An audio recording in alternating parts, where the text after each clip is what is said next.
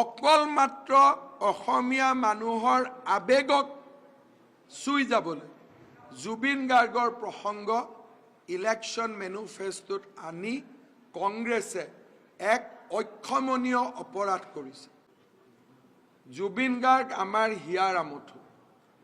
ভোটৰ কাৰণে জুবিন গাৰ্গক ব্যৱহাৰ কৰাতকৈ দুখজনক কথা একো থাকিব নোৱাৰে। বিষয় ন্যায়ালয়ত আছে। যোৱাকালি কংগ্ৰেছে টুইট কৰি ফাষ্ট ট্ৰেক কোৰ্ট কিয় হোৱা নাই, কিন্তু তেওঁলোকে এইটোও নাজানে যে ইতিমধ্যে ফাষ্ট ট্ৰেক কোৰ্টে কাম আৰম্ভ কৰিছে। প্ৰতিদিনে শুনানি হৈছে।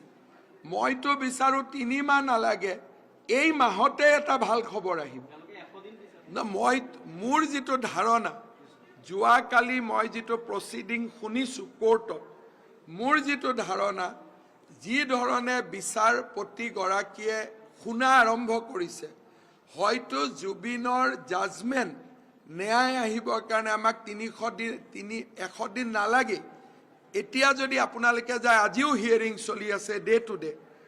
দিছ matter may come to N and. হয়তো এমাহৰ ভিতৰতে সকলো শেষ হৈ যাব। যিটো ধৰণে হিয়াৰিং যোৱাকালিৰ পৰা আৰম্ভ হৈছে, আপোনালোকে কোৰ্টত বহিলে গম পাব। কিন্তু কোৰ্টত কেতিয়া জাজমেণ্ট কেনেকৈ হ'ব, চৰকাৰে কেনেকৈ ক'ব, মোক আপোনালোকে কওক। চৰকাৰে কি কৰিব পাৰে? ফাষ্ট ট্ৰেক কোৰ্ট কৰিব পাৰে, চৰকাৰে উকিল দিব পাৰে, চৰকাৰেতো জাজমেণ্ট লিখিব নোৱাৰে। গতিকে কংগ্ৰেছে যিটো কাম কৰিব নোৱাৰে,